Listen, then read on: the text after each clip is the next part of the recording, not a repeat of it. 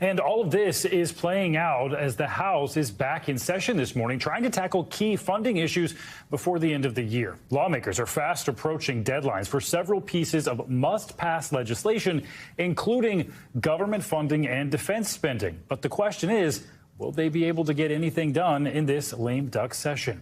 NBC News reporter Julie Tsirkin joins us now with more on this. Julie, good morning to you. So let's start with keeping the government's lights on. Pretty important. Congress funding deadline is coming up on December 16th, but some Republicans want to delay it until next year so the new Congress can have more input in all of this. So how likely is it that they're able to hash out a funding deal during the lame duck session? And what options do they have if they actually miss that deadline?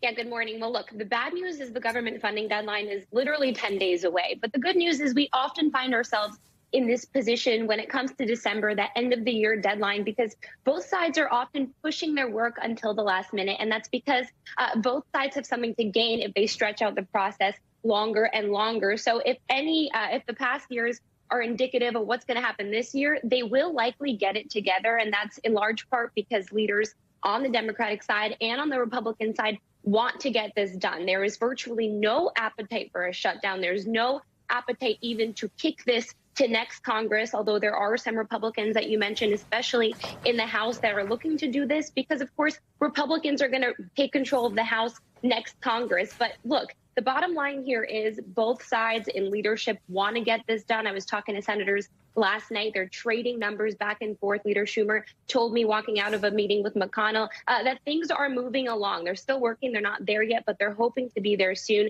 And I should also note they are still $25 billion apart, but we're looking to see if that could shake out in the next coming days. All right, let's talk about the defense budget, Julie. It's a major point of contention on Capitol Hill. A group of Republicans want to use that bill to end a COVID vaccine mandate for service members, and they've threatened to stall that bill if the mandate is not repealed. How do we see this all playing out? Yeah, there was a press conference last week with some of those Republican members, including Rand Paul, who I should note never really votes for the NDA, that defense bill that Congress needs to pass. But there is a separate effort that's been moving over the last couple of months that I reported on yesterday of a group of Republicans in the Armed Services Committees pushing to end this mandate for service members. It's something the Biden administration put in. It's something they're still saying is a readiness issue. They're advocating for the mandate to stay in place, of course. But yesterday, some things kind of fell apart. I was talking to some of the top Republicans and Democrats, including on the Armed Services Committee.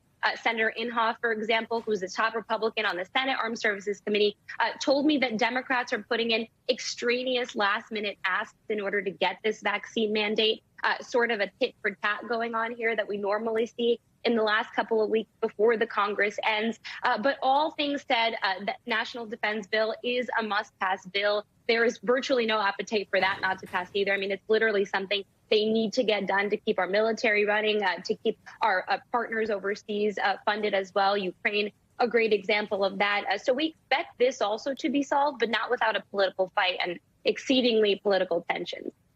Seems like nothing happens without a political fight these days. And Julie, speaking of things that are pending, the January 6th committee also preparing a report for a December 31st deadline. Do we have any insight on what we might learn from that?